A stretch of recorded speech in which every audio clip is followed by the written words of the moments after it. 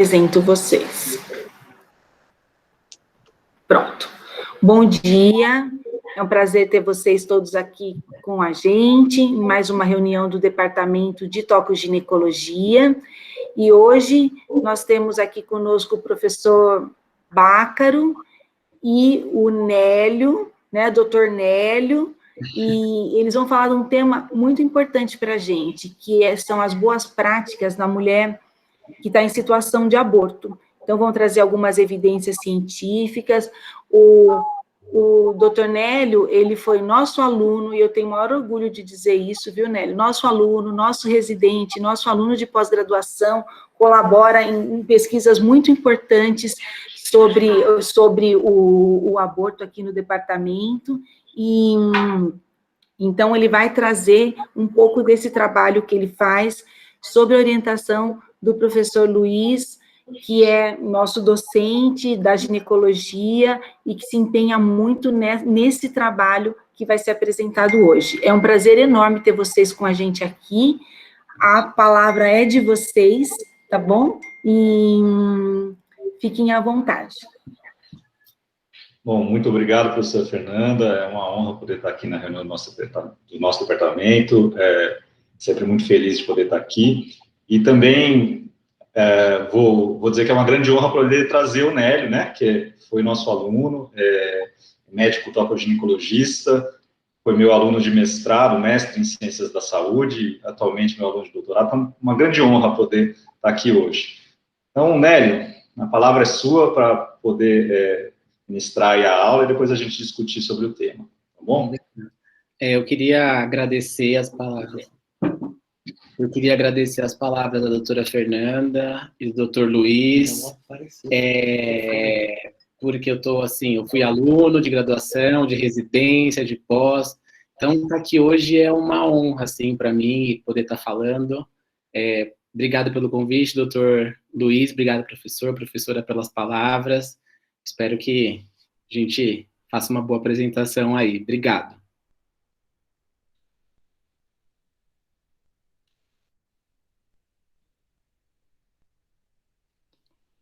Bom, hoje a aula, então, vai ser sobre o uso de evidências científicas para a promoção de boas práticas clínicas em mulheres em situação de aborto. Vamos contextualizar um pouquinho o aborto no mundo. Anualmente acontecem cerca de 89 milhões de gestações não planejadas em países subdesenvolvidos. Entre 2010 e 2014, 55 milhões de abortamentos inseguros ocorreram no mundo, sendo que 97% ocorreram em países da América Latina, da África e da Ásia. De todos os abortos que acontecem no mundo, apenas 55% são conforme as recomendações da OMS, ou seja, 45% são abortamentos inseguros. São aqueles que os procedimentos não são realizados por profissionais com habilidades técnicas e ou em ambientes sem condições sanitárias mínimas. Quando a gente traz os números da América Latina, ela apresenta anualmente 1 milhão de mulheres hospitalizadas por complicações derivadas de abortamentos inseguros, sendo a quarta causa principal de mortalidade materna na região. Vamos falar um pouquinho dos números no Brasil. Essa estimativa de abortamento inseguro entre 92 e 2005, a gente percebe pelo gráfico uma diminuição dos casos de abortamentos inseguros até uma estabilização. Isso aconteceu por quê? Nós tivemos a Lei do Planejamento Familiar em 1996, que aumentou o acesso das mulheres à contracepção. Tivemos um maior acesso ao aborto medicamentoso exclusivo com misoprostol dentro da internação hospitalar. E, de certa forma, apesar das leis ainda serem restritivas com relação ao aborto no país, nós temos que houve uma melhoria na jurisprudência da lei. Então, nós tínhamos que o aborto era permitido em casos de violência sexual e em casos em que a gravidez causasse risco à vida dessas mulheres, e até que o STF, em 2012, promoveu e liberou o abortamento legal em casos de anencefalia fetal. Ainda assim, estima-se que ocorram 1 milhão de abortos clandestinos no país e uma mulher morre a cada 2 dias por quadro de abortamento inseguro. E são descritas cerca de 200 mil complicações anuais dessas mulheres. Então, apesar de uma redução no número de hospitalizações e complicações graves relacionadas ao aborto, persiste a morbidade e a mortalidade evitável no país. As mulheres com morbidade materna grave devido ao aborto têm maior proporção de near-miss em comparação com outras causas relacionadas à gravidez. Então, vamos lá. Frente a este cenário, o CLAP, que é o Centro Latino-Americano de Perinatologia, o CLAP, que é da OPAS, da Organização Pan-Americana de Saúde, criou uma rede multicêntrica na América Latina e no Caribe para a coleta de dados de mulheres com quadros de perda gestacional, a Rede das Mulheres em Situação de Aborto, a Rede MUSA. A Rede MUSA é um sistema de vigilância que utiliza a seção aborto do Sistema Informatizado Perinatal, do CIP, para registros de dados. O CIP existe desde 1983, já para diversas áreas de assistência à mulher, e foi atualizado com a criação dessa aba do aborto, a fim de unificar os dados dos núcleos sentinelas e criar indicadores de saúde. Na América Latina e no Caribe, tem vários núcleos sentinelas, são vários hospitais que prestam assistência às mulheres em situação de aborto. E nós, o CAISM, somos um núcleo sentinela, um centro sentinela, desde julho de 2017. Então, quais são os objetivos da Rede MUSA? Então, é registrar, avaliar e monitorar a atenção de mulheres em situação de aborto com enfoque da identificação precoce de complicações graves, utilizando os critérios da OMS, e promover a adoção de boas práticas no atendimento de mulheres em situação de aborto. Qual foi, então, a ideia do CLAP? A ideia do CLAP foi combinar a investigação científica e promover a mudança na prática clínica.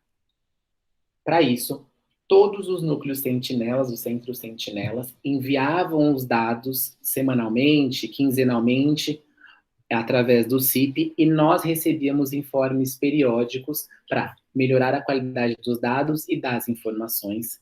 Além disso, o CLAP promovia reuniões mensais, webinários mensais, que propunham temas como de discussão, como metodologia científica, sistema de informação em saúde, manejo de saúde pública e discussões científicas acerca da saúde das mulheres em situação de aborto. Então, nós tínhamos temas como contracepção pós-abortamento, manejo do abortamento seguro. Foi até que os centros participantes, esses núcleos sentinelas, nós fomos convidados para participar de uma reunião chamada EVCIP, que é usar a evidência científica para tomada de decisões. Foi uma reunião que aconteceu em setembro de 2019, em Montevideo, no Uruguai, que tinha o objetivo de analisar os dados dos centros sentinelas participantes, promover, então, uma discussão e analisar os dados integrando todos os centros, discutir os impactos dos principais resultados e promover o intercâmbio de procedimentos e políticas, fortalecer a capacidade de investigação dos centros e elaborar, assim, artigos para divulgação científica. Essa reunião saiu esse artigo que foi submetido e aceito e publicado pela Global Health Action. Então, como acontecia? Então, antes dessa reunião de Montevideo do Uruguai, os participantes dos centros dos núcleos sentinelas eram convidados a participarem dos webinários mensais, como eu já disse anteriormente, e a partir do estabelecimento dessa reunião, Camila Cavallari e eu, nós fomos os representantes aqui do CAISM da Unicamp, como autores dos artigos, e nós fomos para o Uruguai. Antes de chegar no Uruguai, nós nos comunicávamos com tutores.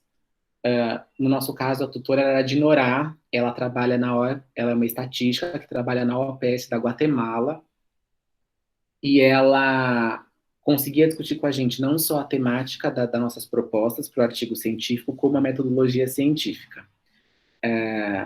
Da seleção brasileira de tutores, nós tínhamos como convidados a doutora Maria Laura Costa, o doutor Guilherme Secati, o doutor Luiz Barramondes e o doutor Aníbal Faundes.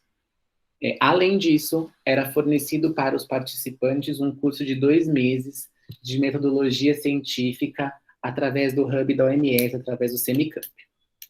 E durante o Invisip, que foram 3 dias de imersão, nós ficávamos em um hotel e nós tínhamos reuniões ao longo do dia todo, um intensivo para a elaboração do artigo. Nós tínhamos aulas ao longo dos dias, aulas que discutiam tanto quanto publicação dos artigos, formas de publicação, como metodologia científica. Um período do dia discutíamos a metodologia científica com os nossos tutores, e ao final do dia, Camila Cavalari e eu e todos os participantes tinham que mandar o artigo semi-pronto ou pronto para uma revisão de pares com os especialistas, que nos respondiam ou no mesmo dia à noite ou na manhã seguinte, para a gente poder trabalhar melhor no artigo e, teoricamente, sair com o artigo pronto para publicação dessa reunião de Montevidéu. Então, junto com essa reunião, junto com a participação do MUSA, sob orientação do Dr. Luiz Bácaro, foram publicados e saíram diversos trabalhos.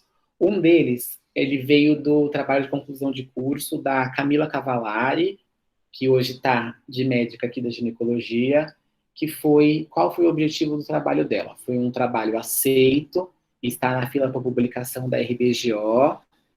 Qual foi o objetivo do trabalho? Foi avaliar os fatores associados a complicações de aborto após a implementação de uma rede de vigilância de boas práticas em um hospital universitário.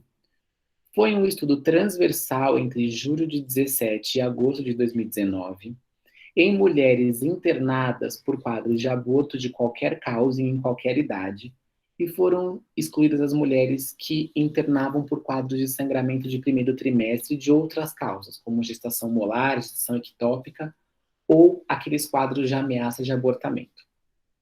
Por se tratar de um estudo transversal, foi realizado o que quadrada para as variáveis categóricas e Mann-Whitney para as variáveis contínuas, e a regressão logística múltipla para avaliar os fatores independentemente associados. A variável dependente desse trabalho foi a presença de alguma complicação relacionada ao aborto durante a internação hospitalar. Durante esse período foram incluídas 305 mulheres, 266 internaram por abortamento espontâneo e 39 por abortos legais. Nesse período nós tivemos 23 casos de complicação, sendo que 8 mulheres apresentou mais de uma complicação durante a internação. Quando a gente olha a tabela embaixo, a gente pode ver que cerca de 60% apresentou um sangramento excessivo, mas apenas 50% precisou de uma transfusão de hemoderivados. Tivemos um caso de 47,8% de infecção pélvica, mas só 17% das mulheres tiveram um quadro de sepse. 13% tiveram reabordagem cirúrgica, possivelmente essas mesmas tiveram esse quadro de histerectomia. Foi uma prevalência de 4,3% de complicações de perfuração uterina, um número um pouco maior do que a literatura, que é de 2%, que a gente vai ver um pouquinho mais para frente, e é o mesmo número de CIVDs. Quando a gente vai avaliar a contracepção dessas mulheres que internaram nesse período, cerca de 70% não utilizavam nenhum método contraceptivo. 30% utilizaram método contraceptivo, principalmente pela utilização de métodos hormonais. Quando a gente vai avaliar os métodos de evacuação uterina e se essa mulher internada nesse período realizou evacuação uterina, sim, mais de 90% foi submetido a algum procedimento de esvaziamento uterino. 50% utilizou o método combinado com misoprostol e curetagem, 32% utilizou o método de curetagem e 9,2% utilizou apenas o abortamento medicamentoso exclusivo. Quando a gente vai avaliar a regressão logística múltipla, avaliando os fatores associados a complicações, nós podemos perceber que quanto maior a idade estacional, maior é o risco, 1,2 vezes maior o risco dessa mulher ter complicações. Isso porque quanto maior a idade estacional, há um aumento do volume uterino, há maior quantidade de material e há um risco maior de coriamnioniite, que pode levar essa mulher a um quadro de atonia, perfuração uterina e até sepse. Além disso, quando a gente avalia as mulheres que tiveram uma falha de contracepção, elas tinham um risco 3,4 vezes maior de ter uma complicação. O que a gente pode inferir disso? Que essa mulher ela demora um pouco mais a descobrir os sintomas de gravidez por ela acreditar no método contraceptivo que ela utiliza, então ela acaba chegando no hospital com uma idade gestacional um pouco maior, e nós temos vários períodos de demora para uma procura de um serviço de saúde. O que a gente pode aventar é um julgamento pessoal, um julgamento do parceiro ou da parceira, do núcleo familiar ou da sociedade em que ela vive. Algumas mulheres, elas moram de forma distante do serviço de saúde, o que também pode ser um fator importante nessa demora para a procura de um pronto atendimento. E algumas mulheres também, a gente precisa pensar que não acreditam por estar usando método contraceptivo e acreditar que talvez não tenha tido falha, que esse atendimento seria realmente necessário. E que esse estudo concluiu que as principais complicações em mulheres em situação de aborto foram hemorragia e infecção, que aproximadamente 30% engravidou apesar de utilizar o método contraceptivo, e que uma maior idade estacional e a falha do método contraceptivo associou-se a um risco maior de complicação. Possivelmente, algumas dessas mulheres podem ter tomado ações deliberadas de forma insegura para induzir a perda gestacional. Então, junto com o artigo da Camila, associado a muito do que a gente viu nos webinários mensais, antes da reunião do EVCIP, nós identificamos alguns problemas crônicos. O primeiro foi o início do uso do método contraceptivo ainda na internação, ou seja, antes da alta hospitalar. A utilização de 2 métodos combinados para esvaziamento uterino, o medicamentoso seguido de curetagem, e as altas taxas do uso de curetagem uterina e a ausência do uso da aspiração manual intrauterina da AMIU. Então, desse nós tivemos um artigo que foi publicado no International Journal, que foi a minha tese de mestrado, que avaliou a contracepção antes da alta hospitalar, após a instalação de uma rede de vigilância no Brasil. Qual foi o objetivo? Para a gente entender a importância da contracepção, a gente precisa entender como funciona a ovulação após um episódio de abortamento. Lá em 1978, na Clinical Endocrinology, já estudavam o retorno da função ovariana após um quadro de abortamento. Eles constataram que 83% das mulheres ovulam no primeiro ciclo, que a partir do 6º dia já há produção de esteroide ovariano e que o primeiro pico de LH ocorre até 16 dias após o abortamento.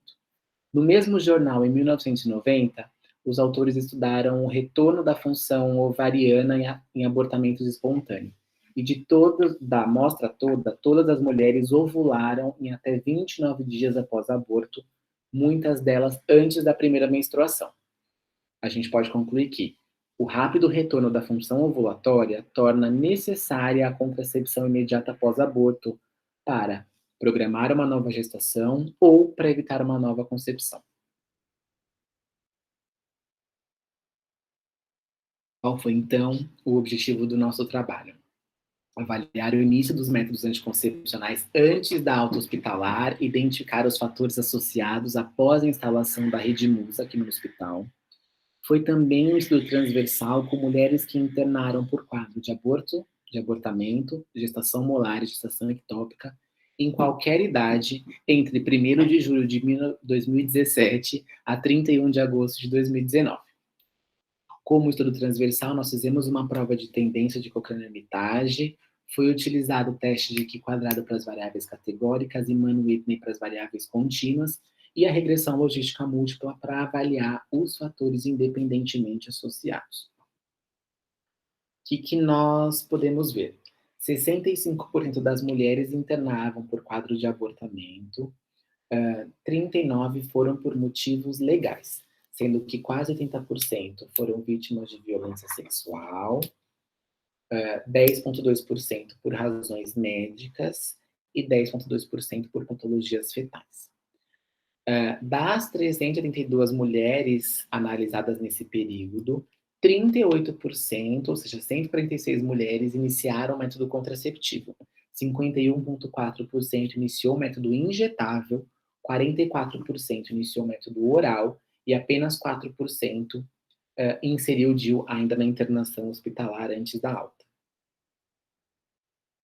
Quando a gente faz o teste de tendência, a gente pode perceber que houve sim tendências significativas de aumento na utilização de método anticoncepcional ainda na internação hospitalar antes da alta, no período analisado, e principalmente, que é a linha cinza mais clara, graças aos métodos injetáveis.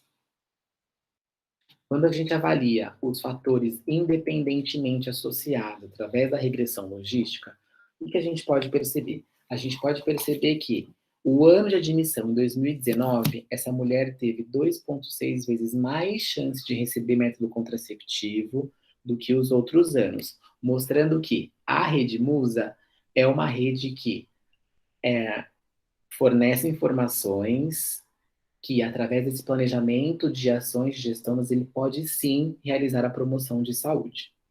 Além disso, na regressão logística múltipla, nós percebemos que as mulheres internadas por quadros de abortamento legal, elas tinham uma chance 3,5 vezes menor de receber métodos contraceptivos antes da alta do que as mulheres que eram internadas por outros motivos de perdas gestacionais de primeiro trimestre.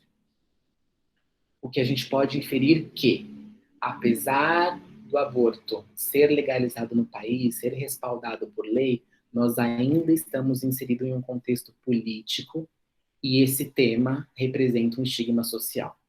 Outra inferência que a gente pode fazer é que há um receio da equipe em fornecer métodos contraceptivos para essa mulher que se encontra em situação de fragilidade.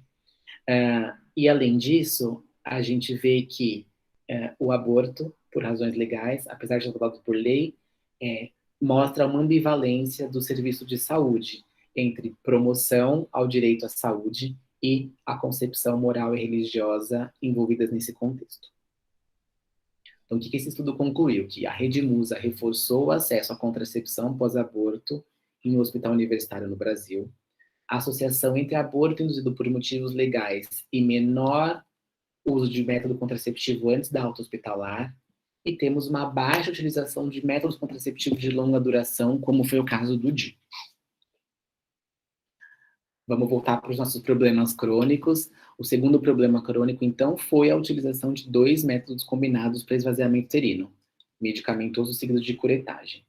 Disso veio o trabalho de conclusão de curso da Carolina Eugenia, apresentado em fevereiro desse ano, que foi sobre a utilização de esvaziamento uterino medicamentoso exclusivo em mulheres em situação de aborto após a instalação de uma rede de vigilância em um hospital universitário do Brasil. As complicações de aborto, como nós já sabemos da literatura e nós já vimos no artigo da Camila, podem ser hemorragia, infecção uterina, e eles podem ser agravados quando nós associamos métodos cirúrgicos, como a dilatação cervical e a curetagem uterina, que podem levar a laceração de colo, perfuração, infecção. Nós sabemos pela literatura que de todas as curetagens uterinas, 2% acabam incorrendo numa perfuração. A curetagem uterina é o terceiro procedimento obstétrico mais realizado no Brasil. Além disso, de todas as sinecas uterinas, 90% das sinecas são decorrentes de curetagem uterina. E sineca leva essa mulher a um quadro de amenorreia e pode gerar infertilidade. Então, qual é a alternativa para situações de abortamento? Já em 2018, 40% de todos os abortamentos nos Estados Unidos foram realizados de forma exclusivamente medicamentosa, se mostrando uma alternativa segura. Vários países utilizaram mifepristona associado com misoprostol e outros apenas misoprostol, já mostrando uma segurança muito boa. E ele já é demonstrado, tanto pela OMS como por vários outros estudos, com uma eficácia semelhante entre o aborto medicamentoso e cirúrgico, principalmente em gestações iniciais, aproximadamente abaixo de 9 semanas. Então, qual foi o objetivo do trabalho da Carol? avaliar a frequência do uso de esvaziamento uterino medicamentoso exclusivo e fatores associados após a instalação da rede Musa. Foi também um estudo transversal entre julho de 2017 e novembro de 2020, em que foram incluídas mulheres por aborto por qualquer causa e em qualquer idade, e foram excluídas mulheres que eram internadas por outras causas de sangramento via vaginal de primeiro trimestre. A variável dependente foi a realização do esvaziamento uterino exclusivamente medicamentoso, como isoprostol. Utilizou-se a prova de tendência de Cochrane-Hermitage, teste quadrado e Mann-Whitney e a regressão logística múltipla para avaliar os fatores independentemente associados. Quais foram os resultados, então, do trabalho da Carol?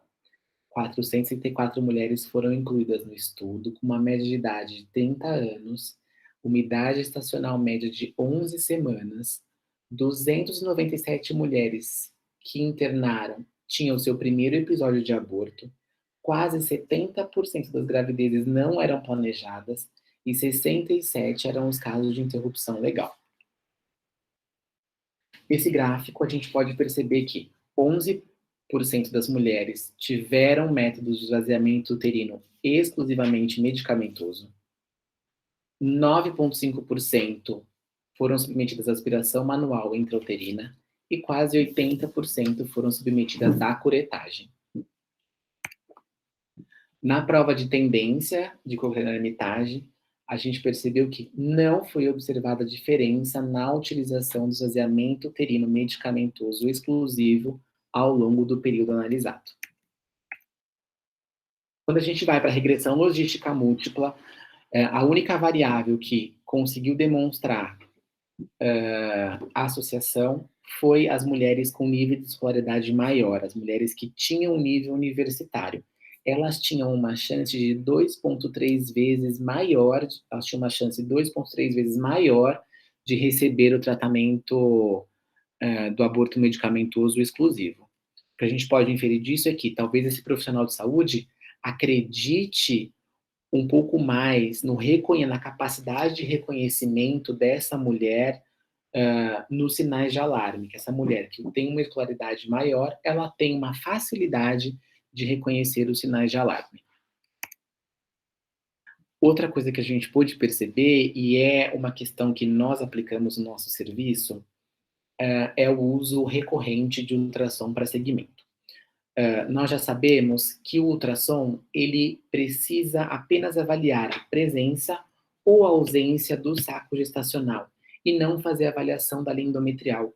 Quando nós utilizamos a avaliação da linha endometrial de forma rotineira, nós acabamos fazendo muita interpretação incorreta e levando a intervenções cirúrgicas muitas vezes desnecessárias. Os estudos já mostram que apenas 1,6% das mulheres precisam de uma intervenção de esvaziamento uterino na ausência de saco gestacional. Então, o que o estudo da Carol concluiu? Que a evacuação uterina exclusiva medicamentosa em casos de aborto é subutilizada em um hospital universitário, apesar de fazermos parte de uma rede de vigilância de boas práticas clínicas, e que aparentemente o uso exclusivo de propedêutica complementar como ultrassom, associado ao medo de complicações em mulheres que supostamente não conseguem identificar sinais de alerta durante o período de recuperação, são fatores que podem explicar esse quadro. E aí, a gente vem para o terceiro problema crônico, que são as altas taxas do uso de curetagem uterina e a ausência de uso de aspiração manual intrauterina. Disso veio o trabalho de conclusão de curso da Beatriz Cagiura, que também foi apresentado agora em fevereiro desse ano. Por que a AMIU, aspiração manual intrauterina, então, é um método muito recomendado? É um método seguro, é um método eficaz, é um método que pode ser feito de forma ambulatorial, com ou sem anestesia, de forma rápida, tem um tempo de duração entre 3 a 10 minutos, é um método de escolha em abortos infectados, e já foi demonstrado que é a técnica cirúrgica de escolha em idade estacional menor que 14 semanas. Então, qual foi o objetivo do trabalho da Bia? Avaliar a frequência do uso da aspiração manual intrauterina e os fatores relacionados após a instalação de uma rede de vigilância de boas práticas clínicas em mulheres em situação de aborto. Também foi um estudo transversal no mesmo período que o trabalho da Caroline Eugenie, em mulheres que tiveram internadas por quadros de aborto de qualquer causa e em qualquer idade, e foram excluídas mulheres internadas por outras causas de sangramento de primeiro trimestre. A variável dependente foi a realização da AMIU, prova de tendência de cronometragem, teste Q quadrado e Mann-Whitney e a regressão logística múltipla para avaliar os fatores independentemente associados. Então, na prova de tendência, ficou bem claro esse aumento da realização da aspiração manual intrauterina no serviço. Quando a gente avalia os fatores associados através da regressão logística múltipla, a gente percebeu que a data de admissão em 2020, essa mulher tinha uma chance muito maior de ser submetida a uma aspiração manual intrauterina, e que a idade estacional, conforme o passar da idade estacional, essa mulher tinha menos chance de receber uma aspiração manual intrauterina.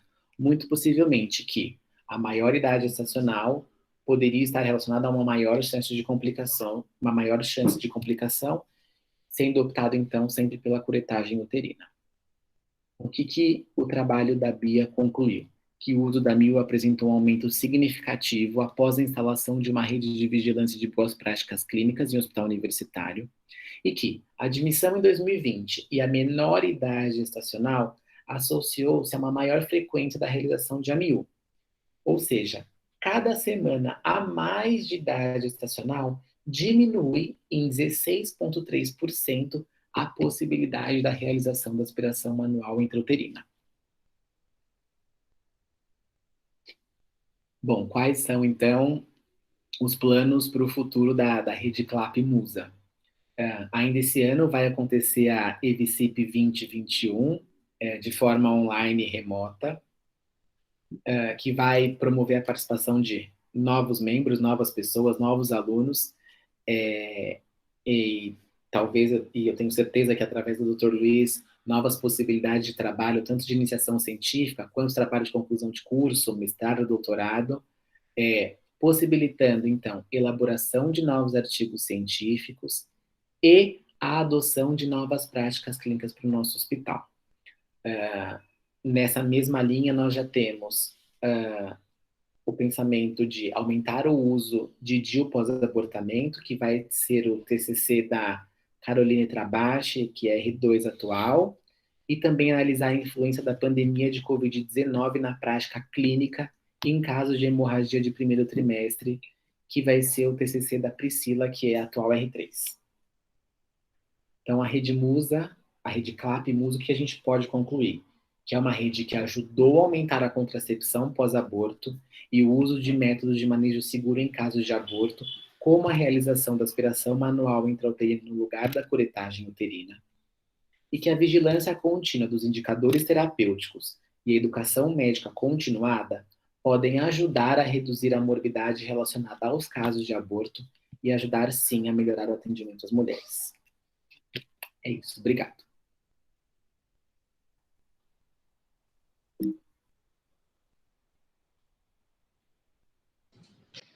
Muito obrigado, Nélio, pela sua apresentação. Foi muito elucidativo, muito prático. Vou abrir, então, para as perguntas, né, que surgirem aí para o Nélio, para mim, posso ajudar a responder, então, para a gente comentar sobre o tema. A professora Fernanda, não sei se tem algum comentário a fazer. Juliane. Muito obrigado, Juliane. Professora Juliane.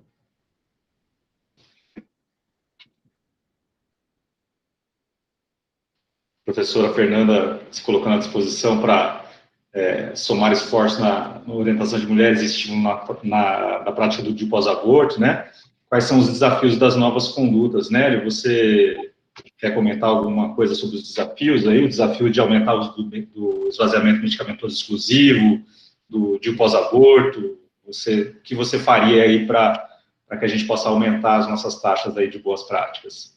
Eu acho, professores, obrigado pelos elogios, doutora Fernanda, professora Gil.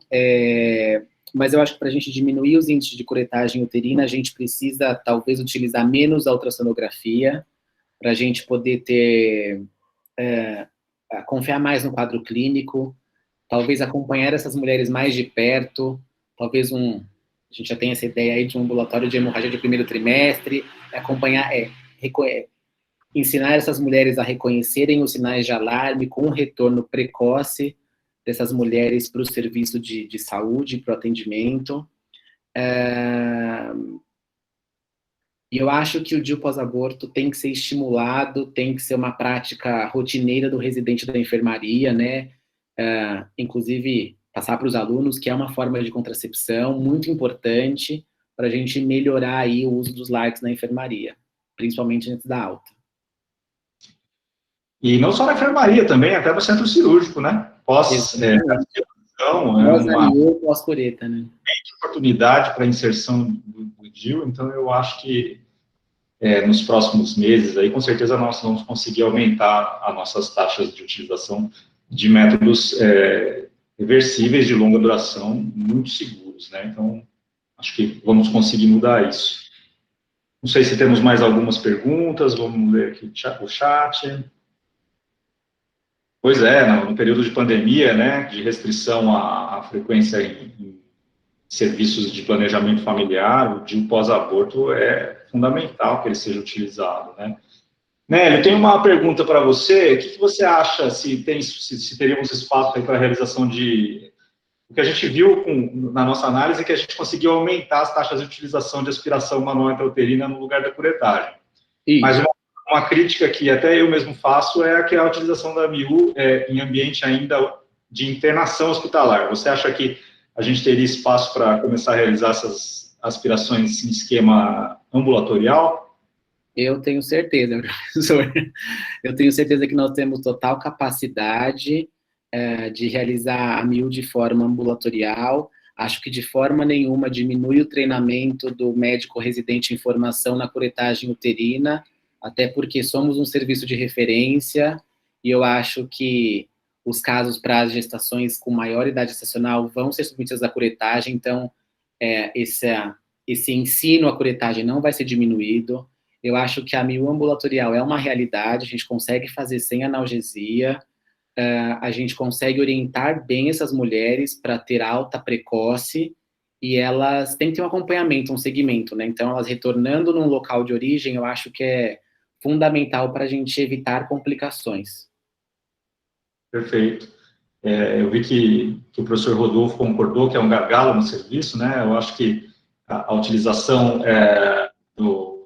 da MIU em esquema ambulatorial nos ajudaria como hospital também, né? Então, acho que está nos nossos planos aí passar a realizar a MIU em esquema ambulatorial nos próximos meses. Uma questão que tem surgido aqui é sobre o uso do misoprostol em esquema ambulatorial. Você queria comentar alguma coisa sobre isso? Não? Eu acho que vários estudos já demonstram segurança no uso do misoprostol por telemedicina ou em nível ambulatorial, mas o que a gente vê aqui no nosso país, com as leis de abortamento e todos os manuais, os protocolos, eles nos ensinam e nos recomendam a realizar o misoprostol em ambiente de internação hospitalar. Então, acho que é uma realidade, a não ser protocolos de pesquisa, para o nosso país, a realidade ainda é realizar um misoprostol em nível de internação hospitalar. Eu acho que o uso do misoprostol ambulatorial seria muito, muito importante, né? Tem artigos fora do Brasil que demonstram a segurança da utilização do misoprostol em esquema ambulatorial. Entretanto, no nosso país, ele é uma medicação de uso hospitalar.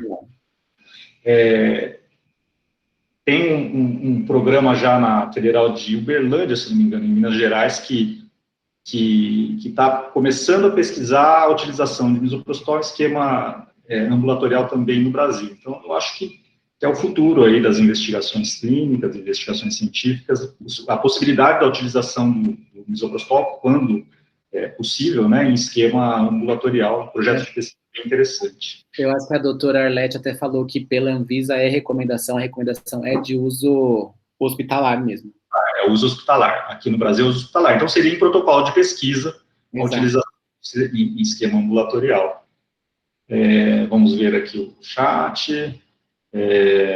Pacote de treinamento para MIU e de pós-parto para residentes, eu acho que seria essencial, né? Muito interessante essa ideia, fundamental para o treinamento do residente na realização da MIU e da inserção do DIU logo após, né?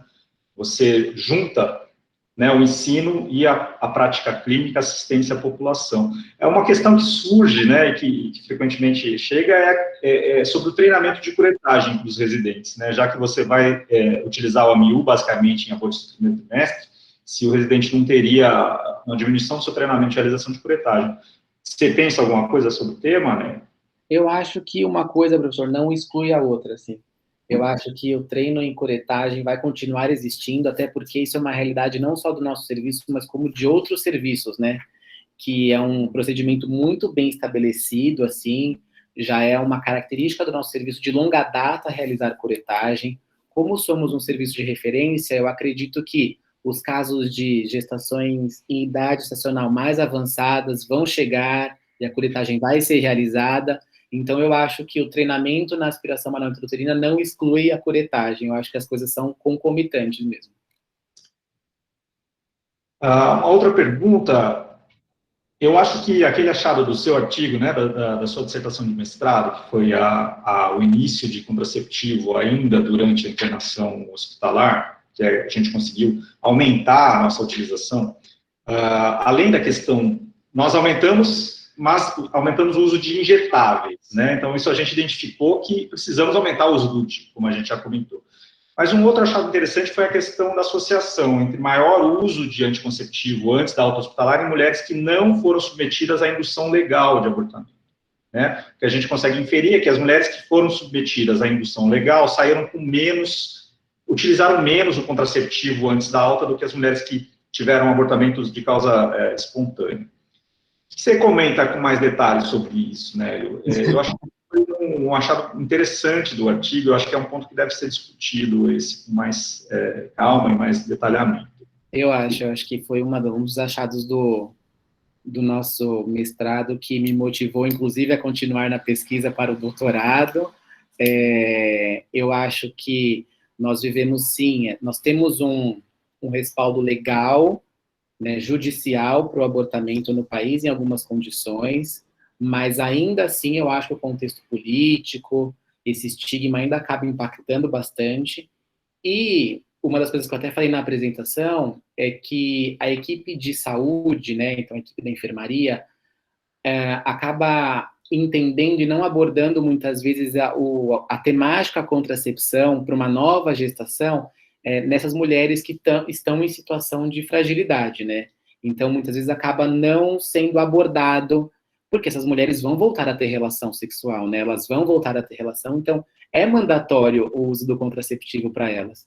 Mas eu acho que até acho que a equipe de saúde acaba não abordando esse assunto nessas mulheres que estão em situação de fragilidade. Ainda mais que quase 80% da nossa amostra foram mulheres que foram vítimas de violência sexual, né? Então, eu acho que é um agravante isso. Ok. Você falou sobre o seu doutorado, Nélio. O que você está pensando aí em estudar?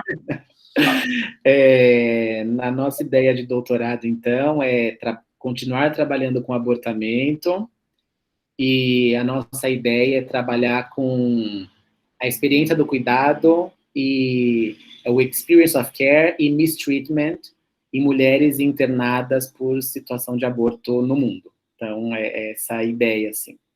É criar, talvez, um score de mistreatment e de experience of care. Tá nesse caminho aí, né, professor? A professora Elete está presente, a professora Elete é a nossa coordenadora, né, do programa de atendimento a mulheres vítimas de violência sexual. Professora Elete, é uma honra poder estar aqui com a senhora hoje e queria ouvir seus comentários aí sobre o tema. Olha, Luiz e Nélio, fiquei muito feliz de ver essa apresentação de vocês e essa detecção de que as mulheres acabam recebendo menos orientação de contracepção tem muito a ver ainda com a dificuldade que temos de travar uma relação tranquila com a mulher que está vivendo uma situação de extremo sofrimento. E isso mostra para a gente o quanto essas mulheres são solitárias, mesmo naquele momento onde elas estão sendo apoiadas pela área médica, ou seja, elas tiveram o seu direito completamente desassistido na hora que sofreram a violência, né? Ela fala não e mesmo assim a violência se concretiza. Ela tem muito medo de pedir ajuda e ela adia essa procura de ajuda e só vai atrás no momento que engravida. E mesmo numa situação onde a gente apoia, interna, a gente ainda tem muita dificuldade em lidar com esse sofrimento. Então, cada um de nós, residentes, assistentes, alunos, que encontremos essas mulheres no momento dessa internação e na enfermaria, lembrar que essa mulher, ela está sofrida, mas ela está muito carente de cuidado. E que perguntar para ela se ela precisa de anticoncepção, ou nem se precisa, a senhora gostaria de ter uma orientação contraceptiva nesse momento? A senhora pode até ter lá no ambulatório na volta, que geralmente a gente dá isso lá. Mas é importante que ela saia daí, porque muitas delas têm parceiros. Sim. E orientar que seria importante ela evitar engravidar por algum tempo, mesmo que ela queira. Até ela resolver todo esse lado emocional dela, é muito importante. Vocês sabem que a gente, naquele estudo que a gente avaliou, como as mulheres estavam após o procedimento do aborto, e nós entrevistamos mulheres, aborto legal foi isso, só mulheres que tinham feito o procedimento aí no serviço. E entrevistamos essas mulheres 1 a 5 anos após o procedimento. Dessas mulheres, 30% haviam engravidado de novo querendo, mas o resultado do aborto, da gestação, foi bom só em 1/3 delas. E elas ainda traziam aquela mágoa, aquela sensação ruim, elas ainda tinham que ter um acompanhamento psicológico para dar conta dessa situação.